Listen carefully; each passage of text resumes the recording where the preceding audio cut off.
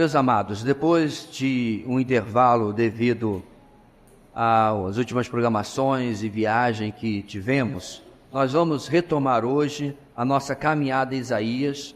Nós começamos esta caminhada em 16 de julho do ano passado, ou seja, 15 meses atrás. E hoje nós estamos chegando, irmãos, à nossa mensagem número 51 e começaremos ou iremos para o capítulo 54. Ok? Como vai estar ali projetado. Durante todo este percurso, nós temos aprendido este tema do livro de Isaías. Quem sabe nós esquecemos um pouquinho em 3 semanas que estivemos parados, né? Então vamos repetir juntos a uma só voz. O Senhor removerá a iniquidade, trazendo a promessa por meio do reino e da pessoa do Messias. Bem, hoje de manhã na nossa EBD, também paramos 3 semanas, eu fiz uma breve recapitulação porque a nossa memória hoje em dia é meio curta por causa da tecnologia, né? Então, vamos fazer o mesmo com Isaías.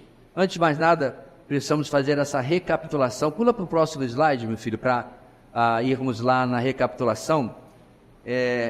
Como é que nós estamos, meus irmãos, vendo Isaías? A primeira parte de Isaías, a primeira divisão, perdão, de Isaías, são 2 grandes divisões, irmãos. Vai do capítulo 1 ao 39. Tudo isso nós já vimos. Principalmente, meus irmãos, o tom é de exortação, de advertência ao povo de Judá, o reino do sul, confrontando-os por causa dos seus pecados, da sua rebeldia.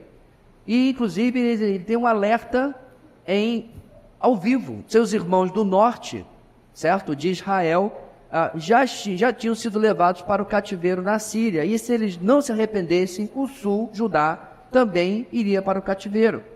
Entre os pecados de Judá, meus irmãos, principais estava, primeiro, a idolatria, e segundo, a constante busca por alianças com outros povos, em lugar de confiar no Senhor, de confiar nos seus profetas. Isso nós já vimos há alguns meses atrás. E passamos então para a segunda grande divisão do livro de Isaías, que vai do capítulo 40 até o final, no capítulo 66, como está ali assinalado. Essa divisão, por outro lado, ela é bem diferente, ela traz palavras mais de consolo. O povo de Judá, de fato, foi para o cativeiro babilônico muitas décadas depois da vida de Isaías. Ele já estava morto, mas sendo profeta do Senhor, Deus, através dele, escreve profeticamente a esse povo do futuro, dizendo que eles seriam consolados. Por quê? Primeiro, o Senhor os traria de volta do cativeiro por meio de Ciro, o persa. E isso é profetizado 150 anos antes de Ciro sequer estar conhecido no cenário mundial, no cenário político. Mas também, meus irmãos, a profecia tem um significado mais profundo, mais importante.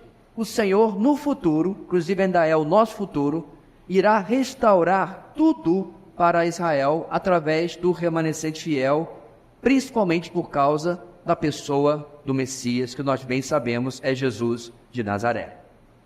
Então nós começamos, irmãos, nessa segunda divisão, a primeira sessão. Nós fomos do capítulo 40 até o 48, falando sobre profecias de libertação do cativeiro babilônico e também vislumbres de uma libertação futura, como eu acabei de mencionar, libertação definitiva, quando Israel será definitivamente restaurado.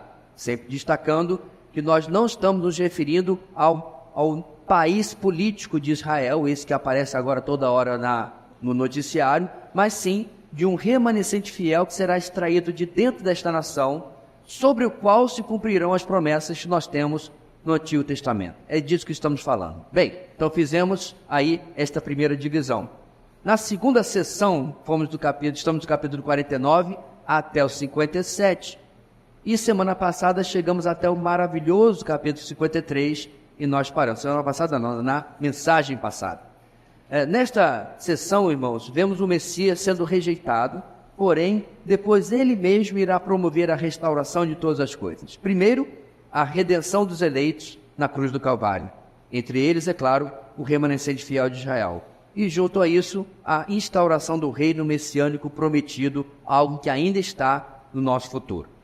Nesta sessão do capítulo 49 até o 57, vemos o Senhor cumprindo aquilo que havia prometido no capítulo 48, na sessão anterior, isto é, Deus havia anunciado que faria algo novo, pois Israel havia falhado ao longo da história em ser a nação modelo, que proclamaria o nome do Senhor a todos os povos. O Messias traria a solução definitiva para fazer o que Israel jamais havia conseguido. Diante de mais uma reprovação de Israel, o Senhor traz o Messias como servo sofredor. Capítulo 53 deixou isso bem claro. Ele é o plano final de Deus, como aquele que iria cumprir seus propósitos e planos e trazer a redenção final para Israel e também para todo mundo. Isso é a mensagem geral que estamos nesta sessão até o capítulo 57. E então, meus irmãos, daqui a alguns domingos, já está ali a última parte, passaremos para a última sessão, capítulo 58 até 66, mas o significado disso tudo nós vamos deixar para depois. Então, como está ali, meus irmãos, com os emojis que eu coloquei do lado, gostaram? A modernidade? Vamos lá. Primeira sessão, check, já vimos, ok? A segunda está carregando, está ali a ampulheta, estamos nela, e aí aguardamos para a última sessão, quando nós encerraremos o maravilhoso livro de Isaías, finalmente. Mensagem passada, irmãos, eu nem estava aqui. Na mensagem passada, nós paramos, como eu disse, no capítulo 53, com a descrição do servo do Senhor. Para o público de Isaías, ele ainda era um mistério, um desconhecido. Mas nós, irmãos, que estamos 2.700 anos depois deste texto, nós sabemos muito bem que ele é Jesus de Nazaré, o Messias de Israel, o Salvador do seu povo. Capítulo 53 traz uma descrição tão perfeita de Jesus que até judeus hoje em dia acham que na verdade se trata de um texto do Novo Testamento. Nós vimos um vídeo na mensagem passada de judeus dizendo que Isaías 53 era do Novo Testamento, tamanha o retrato de Jesus que tem ali. Ele fala da rejeição do Messias, mas também como mesmo assim ele traria redenção, e apenas ele era capaz de tornar tudo isso possível.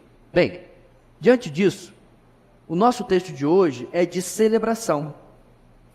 O capítulo 54 leva o nosso olhar para o futuro garantido, o futuro providenciado por causa do sofrimento do Messias, que mesmo sendo rejeitado, ainda assim age em favor dos seus, transformando qualquer perspectiva negativa que antes pairava sobre as suas vidas.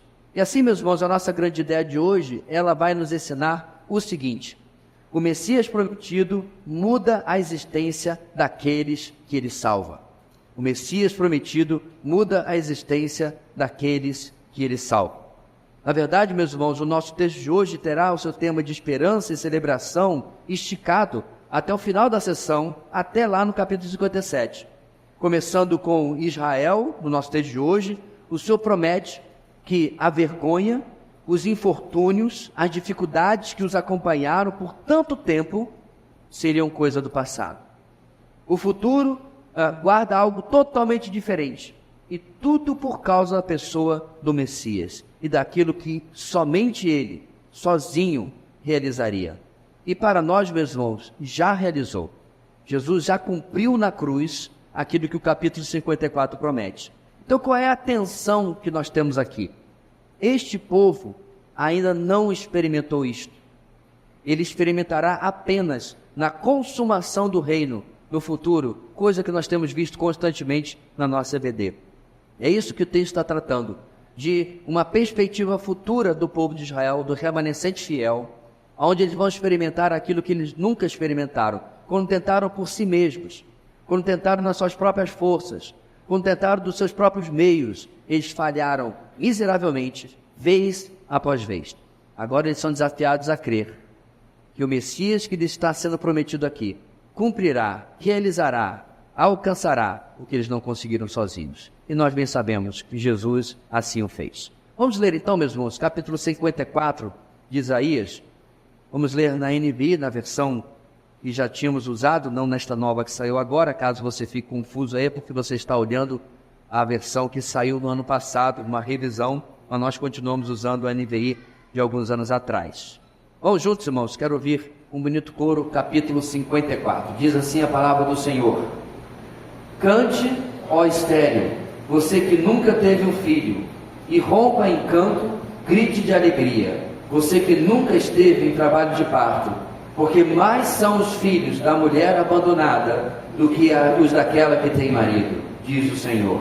Alargue o lugar de sua tenda, estenda bem as cortinas da sua tenda, não o impeça, estique suas cordas, firme suas estacas, pois você se estenderá para a direita e para a esquerda, seus descendentes lhes apossarão nações e se instalarão em suas cidades abandonadas.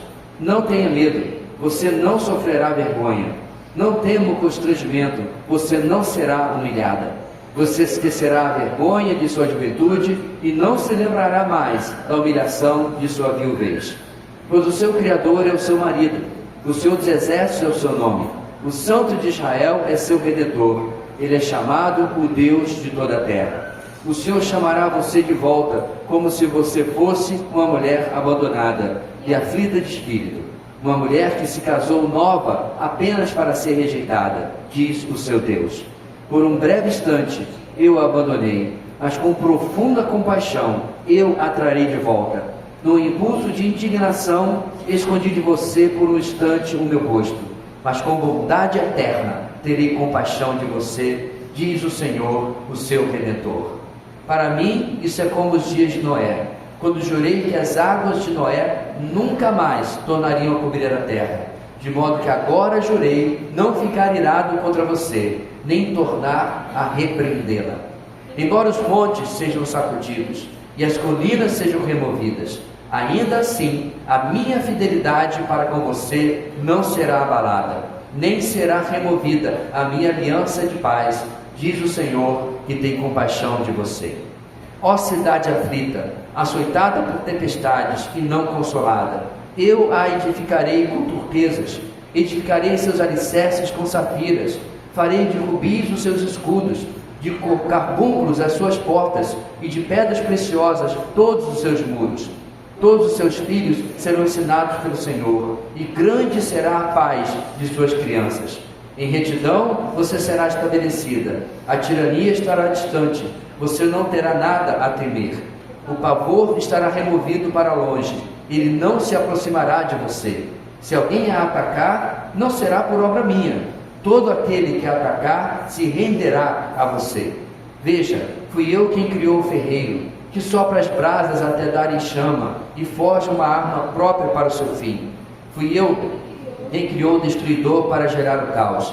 Nenhuma arma forjada contra você prevalecerá, e você refutará toda língua que a acusar. Esta é a herança dos servos do Senhor, esta é a defesa que faço no nome deles.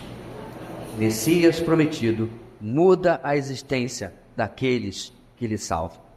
Esse texto, meus irmãos, é de celebração. Esse texto é um triunfo do Messias que no capítulo 53, sofre em favor do seu povo. De agora em diante, Isaías vai mostrar o resultado que vem sobre a vida daqueles que de fato confiam no Senhor. Israel, quando lesse esse texto, deveria olhar para o seu passado e pensar: por que não fizemos isso antes? Por que não entregamos de fato a nossa vida, a nossa confiança, a nossa obediência ao Senhor antes? E de fato, meus irmãos, isso é algo que eu e você e todo ser humano deveria pensar sobre a sua vida. O ser humano que vive guiado pelo seu próprio desejo, sua própria vontade, experimenta decepções, dificuldades que não experimentaria se nós dependêssemos sempre do Senhor. É claro, isso se refere principalmente àqueles que ainda não entregaram sua vida a Cristo como Senhor e Salvador, mas também para nós que, se porventura, ainda que pertençamos a Ele, temos aqui e acolá escolhido ouvir a nossa própria voz. Vamos ver, meus irmãos, como Deus traz essa celebração ao seu povo, iniciando no capítulo 54, iniciando do versículo 1 ao versículo 3. Em primeiro lugar, esta noite, o Messias prometido transforma a história daqueles que antes viveram em disciplina. O Messias prometido transforma a história daqueles que antes viveram em disciplina.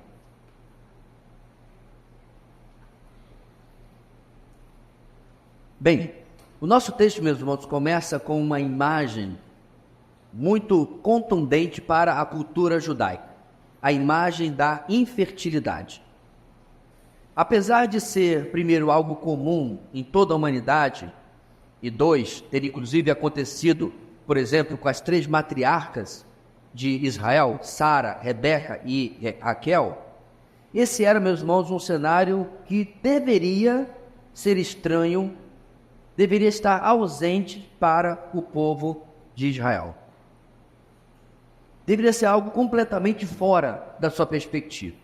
Em outras palavras, meus irmãos, nenhuma mulher em Israel deveria experimentar a infertilidade. Por quê? Porque isso estava ligado, meus irmãos, à promessa de Deus. Se nós olharmos lá no Antigo Testamento, você vai encontrar o texto das bênçãos, e Deus disse: se vocês me obedecerem, bendito será no campo, bendito será na cidade, lembra?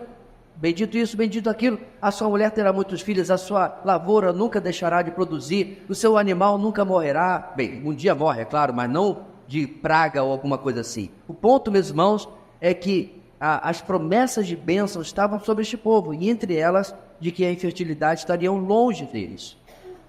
A ideia da bênção dessa fertilidade era tão clara, que até mesmo mulheres abandonadas pelos maridos, que antes tinham tido filhos, estavam em desvantagem em comparação com as que ainda eram casadas, mas nunca tiveram filhos. Olha que interessante como Deus coloca aqui no versículo 1. Ele diz, é melhor estar abandonada e ter experimentado a maternidade do que estar casada e ser infértil. Ponto aqui, meus irmãos, é que não estamos se referindo à ideia moderna de fertilidade, mas como era dentro da lei, dentro do povo de Israel. Mas isso logo passa. Olha o verso 2 da sua Bíblia. Começa ele a esboçar a mudança de cenário que predomina nesse capítulo. Israel, a infértil, como é colocado aqui, ela é ordenada que aumente o espaço da sua moradia. Ué, como assim? As pessoas muitas vezes, irmãos, é claro, aumentam suas casas apenas por vaidade, apenas porque quer conforto. Vou construir mais um pouquinho aqui porque eu gosto de casa grande, é verdade, mas não é este o caso. A única razão aqui para a qual uma família iria aumentar a sua casa é porque a família iria aumentar. A tenda aqui que está se referindo, meus irmãos, não é uma tenda de verdade, mas está se referindo, irmãos, ao território de Israel. Já falamos de outras mensagens que profeticamente foi prometido que ele seria estendido para a direita e para a esquerda, inclusive entrando em terras de nações que nós temos hoje no mapa. Nós já explicamos em outras mensagens que Israel tem promessa de que a sua terra iria desde o Eufrates, que hoje é o Iraque, até a fronteira com o Egito, no lugar chamado Ribeiro do Egito. E, de fato, no reino messiânico, tudo isso será a terra de Israel para o remanescente. Tudo aquilo que hoje, meu irmão, se briga tanto sobre o que é Palestina, o que não é Palestina, será coisa do passado, porque Deus está assegurando: estenda a sua tenda, aumente para a direita e para a esquerda. E nosso texto, no verso 13, o Senhor literalmente diz que a terra será habitada pelos descendentes de Israel. Eu quero deixar claro, meus irmãos, que isso aqui não é uma declaração política sobre absolutamente nada do que está acontecendo no noticiário. Essa é uma declaração profética. Deus não tem compromisso com o noticiário da noite. Deus tem compromisso com o seu professor de história. Deus tem compromisso com as suas promessas. E o que ele prometeu, aqui está escrito. Então, aquela que um dia foi infértil por causa da sua desobediência, agora seria fértil. Dessa forma, irmãos, o Senhor está tomando como exemplo algo que Israel perdeu, como eu disse, por causa da sua desobediência. E Deus está usando como ilustração de como a história deles seria mudada por meio daquilo que o Senhor iria fazer. Em outras palavras, irmãos, a bênção não é apenas de fertilidade. O que Deus está dizendo, irmãos, é que em tudo que Israel não experimentou durante tantos anos, tantos séculos, 4.000 anos, diz que esse povo tem de história, ele experimentaria agora, por causa da obra que o Messias iria fazer no meio deles, unicamente através da pessoa do Messias. A vinda dele e a obra dele, é claro, já tem transformado a história de todo aquele que o reconhece como Senhor e Salvador, mas no nosso texto vai transformar a história de todo este povo. Fará isso na vida do remanescente fiel dentre os judeus, que um dia se voltarão para Yeshua, isto é, para Jesus, e se renderão a ele como o verdadeiro Messias esperado por Israel. Na sequência do nosso texto, vemos um dos outros efeitos do pecado e da desobediência de Israel: o afastamento do Senhor e a quebra do relacionamento com ele. Ou seja, Deus deixou de abençoar o seu povo, não porque ele é um Deus caprichoso, mas porque, irmãos, essas são as regras do jogo. Obedecemos e Deus tem em contrapartida algo para nos abençoar ou para realizar a nossa vida. Eu não estou me referindo à prosperidade. Estou me referindo a Deus cumprir aquilo que Ele deseja na nossa vida. Mas quando nos rebelamos, nós colhemos, meus irmãos, o contrário. Para ilustrar isso, olha o que diz lá na frente, no capítulo 59, não chegamos a ele, é claro. Ele diz o seguinte: vejam, o braço do Senhor não está encolhido que não possa salvar, e o seu ouvido não está tão surdo que não possa ouvir. Mas, Deus falando com o povo, as suas maldades separam vocês do seu Deus. Os seus pecados esconderam de vocês o rosto dele, e por isso ele não os ouvirá. Esse era o cenário, meus irmãos, que eles tinham experimentado. Era isso que tinha acontecido com o povo, e a sua história estava marcada o tempo todo por isso. Fome, seca, invasões, o domínio estrangeiro durante séculos. Depois do domínio babilônico, aliás, antes do domínio babilônico, esse povo foi ameaçado pelos assírios, e Deus deu livramento. Lembra da história de Senaqueribe que vimos meses atrás? O povo não aprendeu. E vieram os babilônios. Passados os babilônios, estamos livres?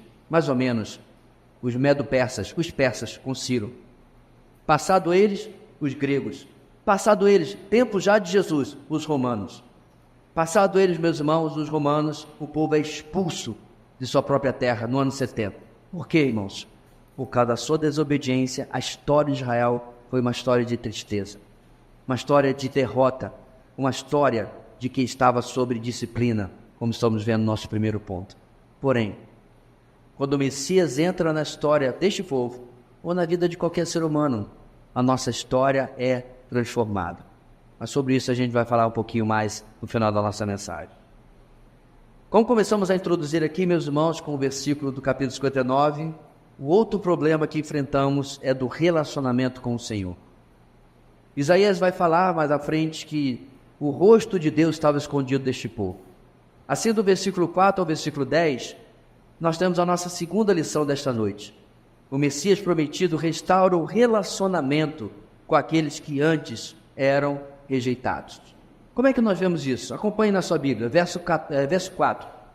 Ele começa assegurando que Israel não temesse, porque ela não ficaria mais sozinha como uma viúva, ela não seria mais humilhada, sendo esquecida. Esse cenário, meus irmãos, trata do distanciamento do Senhor para com o seu povo, o qual foi de tamanha expressão que é como se fosse uma morte. Por isso, o uso da palavra viuvez aqui. É como se seu marido tivesse morrido. Por isso você está distante dele. É como se você não tivesse mais como ter contato com ele. É claro que na vida real a viuvez não é causada por isso. Mas Deus está dizendo, é como se para com vocês eu tivesse morrido, porque não há mais relacionamento com vocês. Mas Israel podia ficar tranquila, porque o Criador, o Senhor dos Exércitos, o Santo de Israel, iria mudar tudo isso, iria os redimir.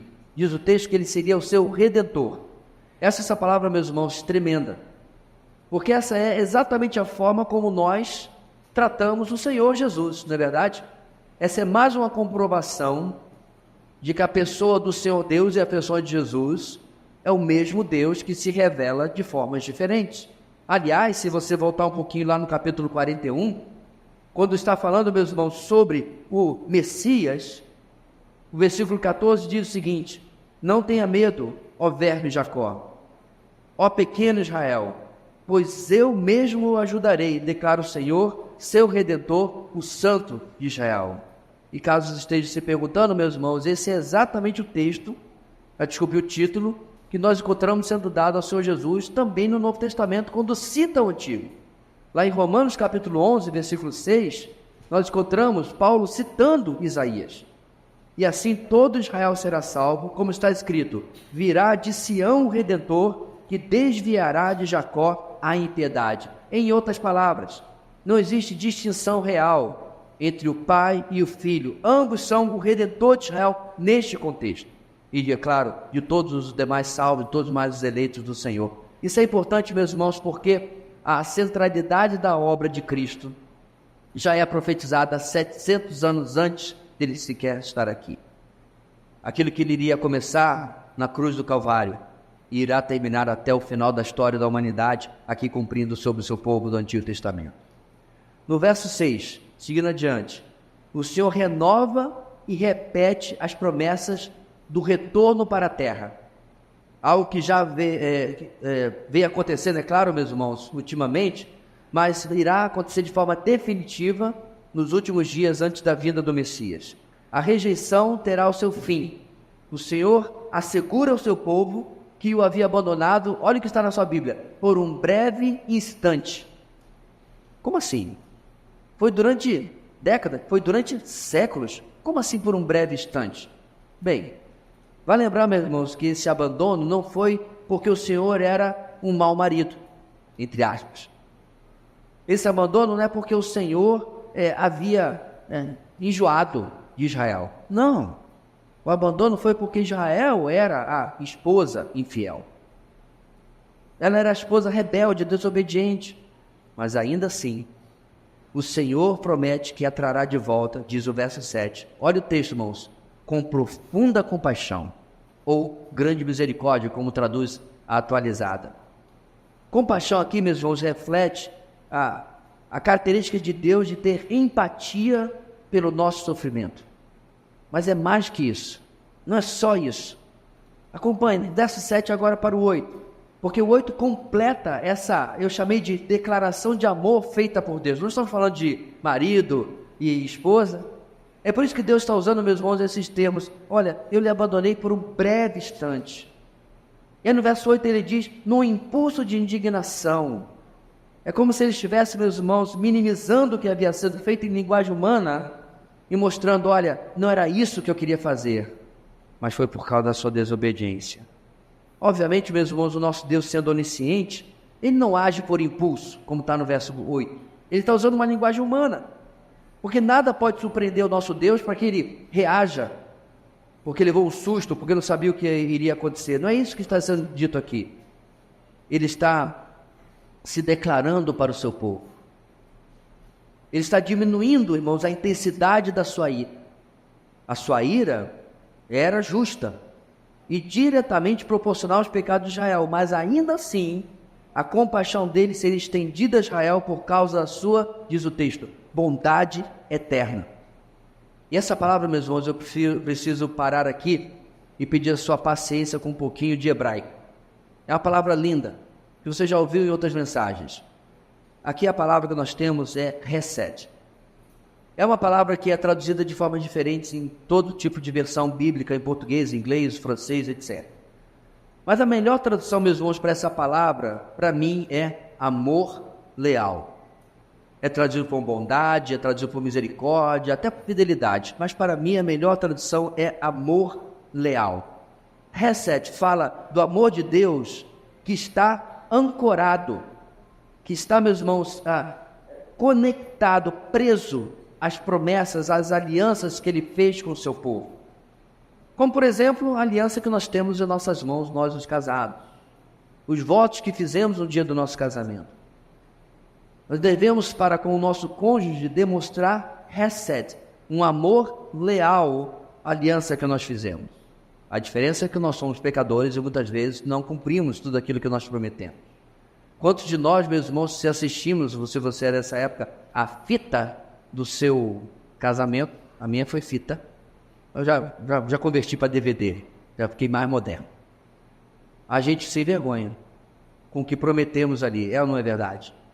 Porque somos pecadores. Mas, meus amados, o marido de Israel não. Tudo o que ele prometeu para esse povo, por causa da sua hesed, por causa do seu amor leal, ele irá cumprir tudo o que ele prometeu. Por causa de quem ele é, diz o texto que ele está eternamente ligado àquilo que ele promete. Ele jamais irá deixar de cumprir algo que ele declarou para os seus, que ele prometeu para os seus. O amor leal dele, diz o texto, é eterno. Verso 8. E para ilustrar isso, meus irmãos, de que ele de fato faria o que está fazendo, no verso 9, ele chama a figura de Noé. O que aconteceu, meus irmãos, com Noé? Ele ouviu a ordem de Deus, durante 100 e tantos anos ele construiu um barcão, uma arca, tamanho de um transatlântico, feito de madeira.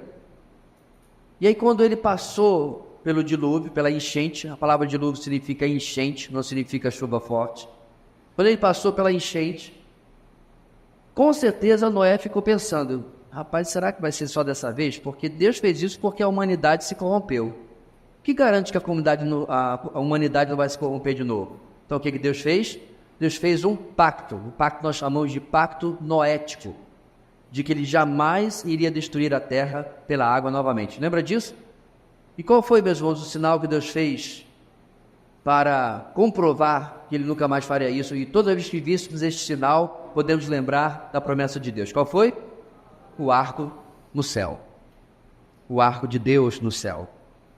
Alguns não gostam de chamar de arco-íris, porque íris é uma divindade pagã. Mas importante, meus irmãos, é o arco colorido lá, que não tem absolutamente nada a ver com movimentos por aí. Ele é o arco de Deus. E aqui, meus irmãos, ele traz a imagem de Noé para a figura. Se duvidamos que Deus agirá assim, Isaías continua. Ele diz que montes e colinas serão removidos e sacudidos antes que o Senhor falte com as suas promessas. Então, da mesma forma, meus irmãos, que se você está duvidando, veja, eu prometi a Israel, prometi ao mundo que não destruiria com Noé, como fiz com Noé, estou fazendo até agora. Mas ainda que você duvide, montes e colinas são a garantia. Eles serão removidos, serão sacudidos antes que eu falte com a minha palavra. Deus é fiel. E para completar o nosso texto, no verso 10, ele vai repetir recede. Agora, na sua Bíblia, traduzido como fidelidade. O amor leal de Deus. A aliança de Deus, meus irmãos, não será abalada, não será removida, não será cancelada. O nosso Deus é um Deus cheio de compaixão. Ele restaura o seu relacionamento com os seus, mesmo se eles não merecendo. Ele é um Deus que insiste em amar. Ele é um Deus que insiste em resgatar, insiste em restaurar aqueles com quem ele está aliançado, aqueles que ele comprou para si. Como sabemos hoje, meus irmãos, ele fez isso através do sangue do seu Filho. Sabe por que isso é importante? Porque talvez você esteja se perguntando, o que isso tem a ver comigo? Eu não sou Israel, eu não tenho essas alianças aqui, mas igreja, nós estamos debaixo da nova aliança. A nova aliança que Jesus disse no dia da sua última ceia com seus discípulos, que ele firmou com o seu próprio sangue. Já pensou? Não é assim que a gente vê, meus irmãos, às vezes naqueles cenários de filme que alguém vai assinar uma coisa, assina com sangue, coisa dramática. Talvez eles tenham tirado do exemplo da cruz de Cristo, onde ele marcou a sua aliança conosco, com o seu próprio sangue, com o sangue derramado no Calvário. Portanto, meus irmãos, o relacionamento nosso com ele jamais pode ser rompido, porque está firmado em aliança que não pode ser cancelada, não pode ser destruída, não pode ser deixada de lado. E nosso texto continua, na sequência dele, depois de garantir que transformaria a história, ponto 1, depois de garantir que restauraria o relacionamento com ele mesmo, o Senhor fecha este capítulo prometendo proteção e segurança, nunca conhecidos por eles nos dias que andaram longe do Senhor. Então veja a evolução, meus irmãos. Deus chama a nação para si, Deus chama os homens para si, muda a sua história. Ao chamar para si as pessoas e a nação, ele restabelece seu relacionamento agora de maneira plena e que nunca poderá ser mais cancelado. E aí a gente fica, tá, mas e agora? O que vai acontecer comigo? Não se preocupe. Eu sou o seu guarda. Eu sou o seu cuidador. Eu sou o seu protetor. E é isso que o nosso terceiro ponto vai nos ensinar. Em terceiro lugar, meus irmãos, o Messias prometido guarda aqueles que antes viviam na insegurança. O Messias prometido guarda aqueles que antes viviam na insegurança, verso 11 até o final. Como é que o nosso texto começa? De novo mostrando um cenário difícil do povo de Deus. Ele é identificado aqui como cidade aflita, como açoitada, como não consolado. Esse começo, irmãos, dá uma ideia da situação desoladora que se encontrava o povo de Deus. Por quê? Porque haviam se afastado do Senhor. Porém, já aqui no verso 11, o primeiro verso dessa parte, e continuando no verso 12, E aí ele vem com a promessa de que, apesar de aflita, apesar de açoitada, apesar de não consolada, ela seria edificada e alicerçada com ferro, com cimento de qualidade. Não! Pedras preciosas. Não apenas seria edificada, estaria nos seus próprios escudos, portas e muros. Ela seria, portanto, meus irmãos, adornada. Lembra da linguagem romântica, da linguagem carinhosa que a gente viu agora há pouco? Não é isso que às vezes a gente pensa, pelo menos no imaginário, que uma mulher gosta? O que você prefere? Um novo eletrodoméstico ou uma pulseira bonita de brilhantes? Deus está adornando a sua esposa, por assim dizer, na figura aqui do nosso texto. Está adornando com pedras preciosas, com rubis, com aqui, inclusive, que talvez nós nunca ouvimos falar. Deixa eu ler de novo, senão eu vou quebrar a língua. Carbúnculo. Depois você procura aí o que é um carbúnculo. Tomara que ela seja mais bonita do que o nome, né? Porque parece até doença. Safiras e pedras preciosas em geral, até mesmo em seus fundamentos e seus muros. Deus está adornando o seu povo que antes vivia em aflição, vivia açoitada, vivia perdida. No verso 13, as gerações que antes desconheciam o Deus de Israel, isso produzia, meus irmãos, inclusive, é um ciclo vicioso de rebeldia e desobediência, agora seriam coisa do passado. As novas gerações experimentariam paz. Por quê? Se, meus irmãos, o desconhecimento de Deus gerou rebeldia, a paz vem pelo conhecimento de Deus.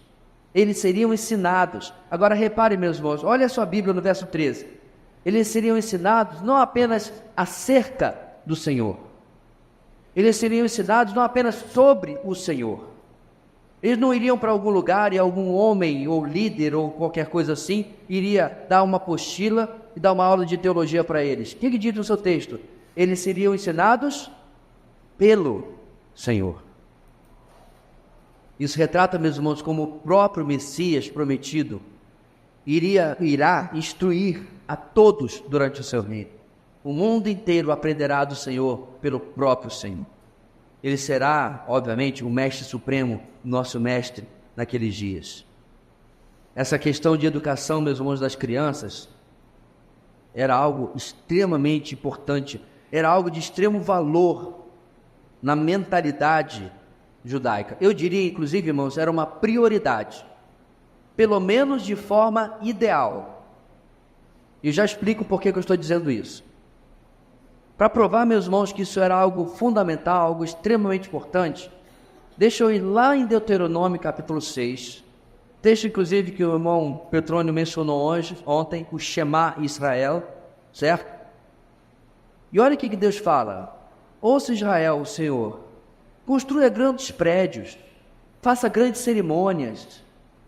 É isso que diz o texto, irmãos? Não. Ouça, ó Israel, o Senhor, o nosso Deus, é o único Senhor. Ame o Senhor, o seu Deus, de todo o seu coração, de toda a sua alma e de todas as suas forças. Como é que você faz isso? Como é que você ama a Deus desse tamanho?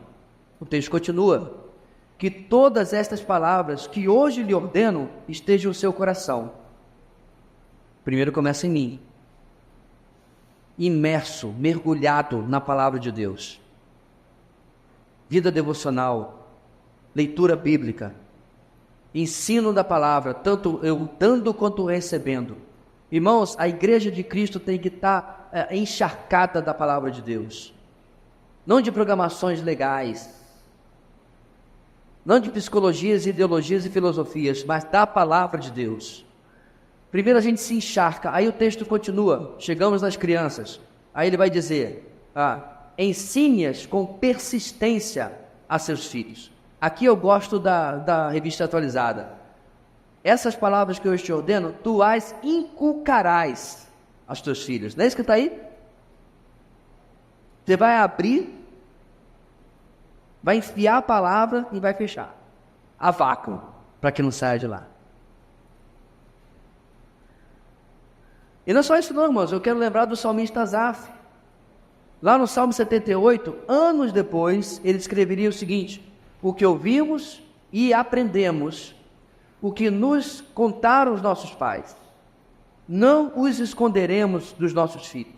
Contaremos à próxima geração os louváveis feitos do Senhor, o seu poder e as maravilhas que fez. Não disse que era importante? Pelo menos, meus irmãos, de forma ideal, essa era para ser a prioridade de Israel. Mas não foi o que aconteceu. O povo esqueceu, meus irmãos, de passar para os outros. Não tinha tablet, não tinha Wikipédia, não tinha nada. O máximo que tinha eram rolos, eram livros. E você precisava sentar com seu filho e explicar: papai, como é que a gente chegou aqui nessa terra? Ah, meu filho, Deus chamou nosso antepassado mais aqui para cima, lá de outros caldeus, e eles tinham que contar e contar e contar. Contar sobre o Egito, contar sobre os 40 anos no deserto e por que os 40 anos no deserto aconteceram. Contar sobre a conquista da terra de Canaã. Contar e contar e contar, mas eles não fizeram. Porém, meus irmãos, nosso texto promete que debaixo do governo do Messias, jamais irá haver uma criança em Israel ou no resto do mundo que irá desconhecer o Senhor Deus. Presta atenção, meus irmãos, no reino messiânico, você jamais vai chegar no interior do Maranhão e perguntar: vem cá, você conhece Jesus? Em alguns lugares eles vão dizer: olha, aqui no supermercado vende o Guaraná Jesus. Eu queria estar exagerando. As cidades do interior do Brasil, Maranhão, Piauí, onde você não conhece nada do testemunho de Jesus, em pleno século XXI, 2024. O que você gostaria que eu falasse lá dos Yanomamis, lá dos pessoal na Papua Nova Guiné, no Brasil, gente que mora dentro da cidade, não conhece Jesus. Porque às vezes não tem acesso à tecnologia, não tem acesso à informação, isso simplesmente não é ensinado. Agora veja bem, meus irmãos, quando o Messias vier, quando ele voltar, melhor dizendo, não haverá um único ser humano, muito menos criança, que não conhecerá e deixará de ser ensinado por ele. É isso que diz o nosso texto. Todas as gerações ouvirão. E aí, meus irmãos, se você tem um mundo desta maneira, se você tem um Israel desta maneira, qual é o resultado direto de tudo isso? Já começa a aparecer no verso 14. Além de outras bênçãos. Retidão, isto é, a ausência de injustiça será uma marca daquele tempo. Eu não sei nem, meus irmãos, se de fato vai haver tribunais como a gente tem hoje, porque hoje é assim, né? Por que vocês estão aqui? Ah, porque o meu vizinho, isso aqui, pai, tal coisa. Eu não sei exatamente como será a estrutura da sociedade que a Bíblia não mostra ainda, mas não haverá injustiça. Tudo que acontecer de errado será tratado como errado. Não vai haver, meus irmãos, aquilo que Isaías inclusive profetiza: ai daquele que chama ao bem mal e ao mal de bem. Não é a nossa vida hoje? Não é a nossa sociedade hoje? Não dá coceira de ligar o noticiário? Eu já disse para vocês, irmãos, há muito tempo que eu não assisto noticiário, eu não tenho estômago.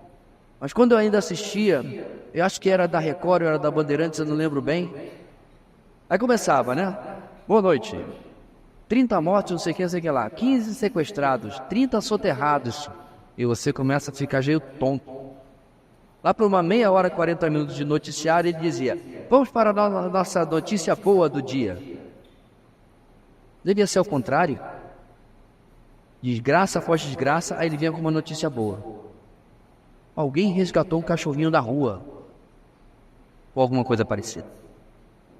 O mundo, meus irmãos, está habituado, nós estamos habituados com a injustiça, com a iniquidade, mas não haverá mais nos dias do reino do Messias prometido. Por isso, meus irmãos, Israel jamais será dominada novamente por outros povos, porque a tirania será exterminada. E aí o texto diz: não há o que temer, nenhuma ameaça mais virá contra vocês. No verso 15, o motivo pelo qual nenhuma ameaça deve ser temida pelo povo, agora é exatamente a mesma razão porque as ameaças antes vieram contra ele. Deus está no controle de tudo, o senhorio de Cristo. Ele diz: antes vocês deviam temer, porque era eu que estava mandando. Agora vocês não precisam temer, porque sou eu que estou impedindo. Ninguém se levantará contra vocês. Havia sido o Senhor, por exemplo, irmãos, que havia enviado a Babilônia contra Judá. Ele disse isso através de Isaías. Agora ele garante: eu jamais farei isso. Nunca mais isso irá acontecer. No passado, Israel havia sido atacada, vez após vez, com a permissão de Deus, como disciplina por causa dos seus pecados e de seu afastamento do Senhor. Lembre-se, meus irmãos, o nosso Deus não é um Deus caprichoso, não é um Deus cheio de mimos e birras. Ele é um Deus justo. E com a desobediência do seu povo, ele os disciplinava com os povos que estavam ao redor. Tudo isso, contudo, seria coisa do passado. Nesses dias em que Deus está prometendo, qualquer desejo que alguém tivesse de atacar Israel só aconteceria por causa da maldade das pessoas mesmo. Deus não estaria por trás disso. Nós precisamos lembrar, meus irmãos, que o reino é do Messias, mas os homens não são impedidos de serem rebeldes. Seria maravilhoso, irmãos, se o pecado estivesse ausente deste reino, mas ainda não. Pecadores estarão aqui e eles irão se levantar até mesmo contra o Messias. As nações, inclusive, meus irmãos, se levantarão no final contra o Senhor e por tabela contra Israel, mas eles serão terminantemente derrotados, ou derrotadas as nações. Bem, para deixar claro e encerrar a sua garantia de plena e completa proteção, os versos 16 e 17 nos trazem uma forma de ilustração. Deus está dizendo, irmãos, o quanto que ele estava no controle de tudo. Deus é o Criador, que faz não só o guerreiro, mas faz a arma também. Não só a arma, mas faz também o ferreiro que a fabrica. É isso que ele está dizendo aqui. Toda a cadeia produtiva, vamos chamar assim, para que chegue à destruição, eu que autorizo, eu que faço. O material é meu, o talento é meu, eu que dou tudo. Em outras palavras, meus irmãos, nada existe sem Ele. Ele é a causa última por trás de tudo isso. Contudo, Ele não é culpado por nada. Ele não é autor do pecado. O controle do nosso Deus, meus irmãos, é tamanho que quando um ser humano qualquer, inclusive eu e você, planejamos o mal, Deus, uma vez que nós, pelo menos nós que pertencemos a Ele, age biblicamente, nos convence pelo Espírito Santo, nos fala pela sua palavra. Mas se eu insisto no mal, Deus vai dizer: bem, o mal vai ser mal para você, mas eu vou usar para a minha glória. Não é isso que ele fez com os irmãos de José? Com José vendem a ele para o Egito, por inveja do trato especial que ele recebia do seu pai. Lá no final da sua vida, inclusive quando Jacó já estava morto, José termina, irmãos, esse é o final de Gênesis. Nós pregamos aqui, para mim foi a cereja do bolo, o laço em cima de tudo. Diante dos seus irmãos ele diz: vocês intentaram para o mal, mas Deus transformou o mal em bem. É isso que Deus faz. Transforma nossas piores ações, nossos piores momentos, para que sirva para a sua glória. Precisamos deixar claro, meus irmãos, que nada que acontece vai frustrar, vai atrapalhar os planos de Deus, inclusive para nós. Ele usa, como eu disse, até a maldade dos homens para cumprir a sua vontade soberana. Isaías deixa claro no nosso texto ao dizer: veja, fui eu quem criou, diz o Senhor. Os exércitos do mundo, os poderosos do mundo, fazem os seus planos, mas seus planos estão incluídos nos planos divinos para realizar a vontade do nosso Deus. Em outras palavras, irmãos, as coisas não acontecem por acaso.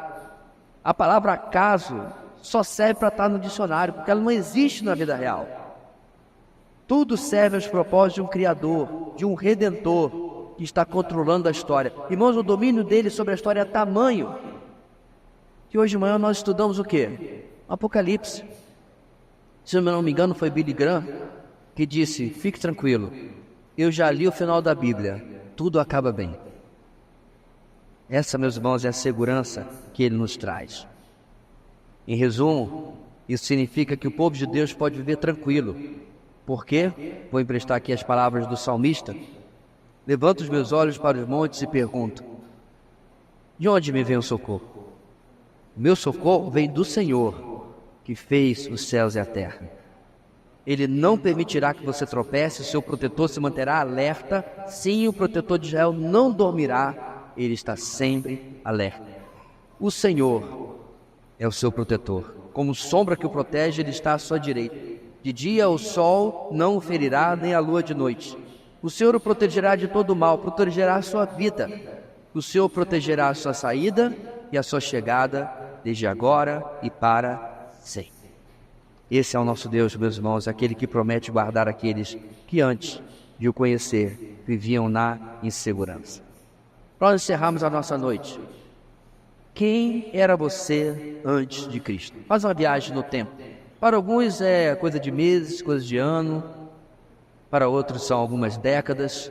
Quem era você antes de Cristo? Quais são as coisas do seu passado que você, ao lembrar, chega a ter arrepios de como você era? Outra coisa, quais são as maiores diferenças que você enxerga hoje na sua vida? Meus amados, esse é o nosso primeiro ponto. É o nosso Deus, o nosso Senhor Jesus, transformando a nossa história quando entrou na nossa vida. Dentre os testemunhos missionários que nós ouvimos, eu estava, como eu disse, com os missionários do Ministério de Acampamento, mas minha esposa estava com missionários que trabalham com refugiados. O que me chamou a atenção no testemunho daquela irmã, que depois ela me contou, é que quando a sua irmã se converteu, ela não precisou inicialmente sair anunciando ou botar camisa evangélica, até porque no Irã isso não ia cair muito bem. Ela não precisou dizer: ei pessoal, atenção, agora sou crente, aleluia, glória a Deus. Não. Como diz o pastor Luiz Saião, alguns crentes são esquisitos. Ela não precisou ficar esquisita.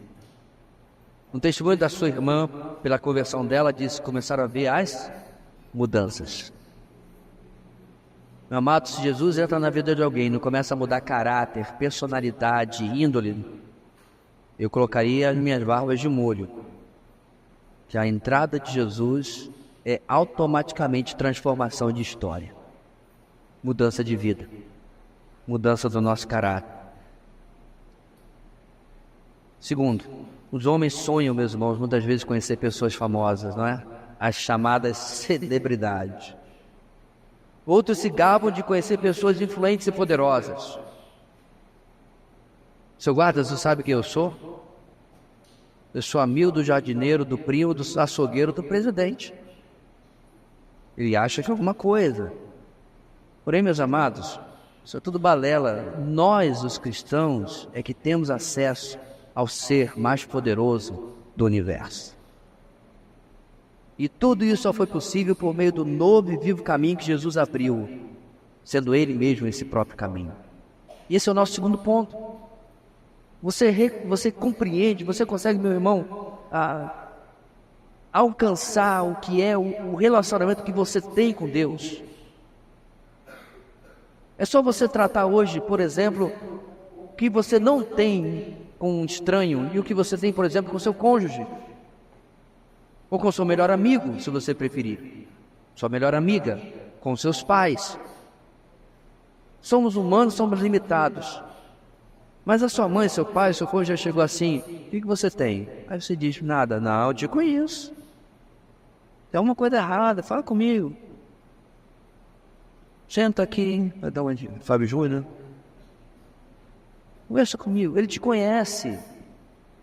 Ele sabe que você não está legal aquele dia. Ele é um amigo, está no relacionamento. Agora, meu amado, imagine o Senhor. É por isso que eu defendo, meu irmão, que você não precisa de terapia. Você precisa de oração. Não oração na cabeça, não é nada disso não. Você precisa abrir o seu coração com Deus. Rasgar o seu coração diante do Senhor. Certa feita eu contei para os irmãos que estavam presentes como nós estávamos numa fase difícil. Nós tínhamos um carro, meus irmãos, que era só misericórdia. Toda hora ele dava um problema, todo mês era quase um aluguel. Defeitos e problemas, isso atrapalhava as finanças em casa. E um belo dia eu estava vindo tarde, ele começou a esquentar de novo. Já 30 vezes que o mecânico já tinha olhado. O carro estava com os vidros fechados e eu comecei literalmente a berrar dentro do carro. Eu não sei se dava para ouvir, mas a mulher passou do lado e olhou assustado. Quem é esse doido? E eu não estava berrando sozinho, eu estava berrando com Deus. Pastor, como o senhor é ousado. Meu irmão, teu Deus não é de porcelana. Teu Deus não fica magoadinho. Ele sabe que eu e você somos pó, Ele sabe o nosso limite. O meu Deus, o nosso Deus sabia que eu não estava irado com Ele, eu estava botando para fora a minha frustração. E não era só por causa disso, mas deixa para lá. Estava berrando dentro do meu carro. Você acredita, meu amado, que poucas horas depois, Deus deu a solução para aquele e para outros 3 problemas que estavam me tirando a paz? Porque eu peguei o meu fardo, eu estava tentando resolver sozinho, e fiz terapia com Deus, oração. Porque uma coisa, meu amado, é você pensar o problema, isso não é oração. Você se estressar com o problema. E aí o Deus do universo que tem relacionamento contigo através de Cristo Jesus está ali esperando que você, qualquer coisa eu estou aqui, viu?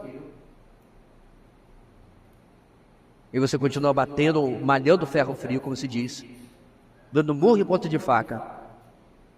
Quando eu e você, todos nós precisamos aprender, meus irmãos, a necessidade de dobrar o nosso joelho, rasgar o nosso coração, não as nossas vestes, como no Antigo Testamento, e usufruir desse relacionamento que nós temos com o Senhor, para as grandes e para as coisas pequenas também. Em terceiro e último lugar, você compartilha das inseguranças do homem de hoje em dia? Por exemplo, uma pandemia. Você é um daqueles que entrou em paranoia alguns anos atrás? Você tem medo da morte? Você teme o futuro? Nosso Deus, meus irmãos, não nos garantiu apenas a eternidade. Isso é claro. E nos garante o presente, o atual. E nos guarda aqui. O seu cuidado com aqueles que Ele transformou a história e seu relacionamento com eles é abundante. O texto que nós lemos do salmista mostra que o nosso Deus não dorme. Nós temos vigilância 24 horas por dia, 7 dias por semana, 365 por ano, 366 dos anos bissextos. Esse é o nosso Deus. Essas são as verdades, meus irmãos, que fortalecem, que robustecem a nossa fé. Que nos torna, meus irmãos, dizendo: vem! Qual é a agenda dessa semana?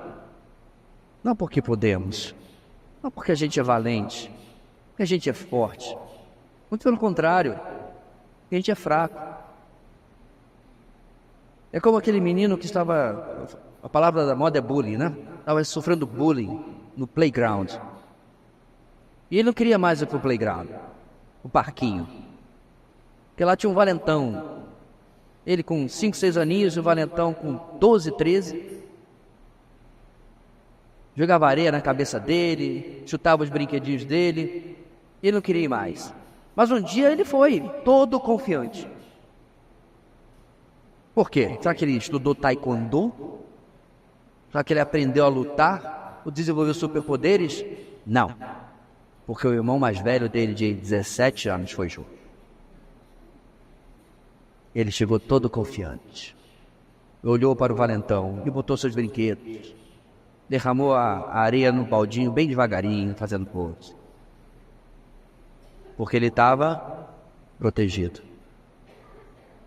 Não importa, meus irmãos, quais sejam os bullies que esta vida tem nos guardado. Israel experimentou muitos e apanhou deles todos, porque não confiou no seu irmão mais velho, no seu Deus Todo-Poderoso. Não são os desafios que nos esperam nesta próxima semana ou nesta próxima vida que temos pela frente. O Senhor já esteve lá. Ele está prometendo para Israel algo que inclusive ainda nem aconteceu 2.700 anos depois. Mas Ele garante, Ele vai cumprir, porque Ele sempre cumpre. Nenhuma das suas preciosas promessas jamais caiu por terra. Eu não acho que Ele irá começar agora. Deus querido, muito obrigado pela tua palavra, essa celebração de cuidado, de relacionamento, de transformação que o Senhor opera nas nossas vidas. Ilustrado por aquilo que o Senhor irá fazer no teu povo escolhido do Antigo Testamento ainda no futuro. E hoje já estás fazendo na vida daqueles que conhecem a Ti através de Cristo Jesus. Dá-nos, ó Deus, portanto, uma semana abençoada, uma semana fortalecida pela Tua palavra, não apenas agora nesta mensagem, mas a cada dia. É a nossa oração, no nome de Jesus. Amém e amém.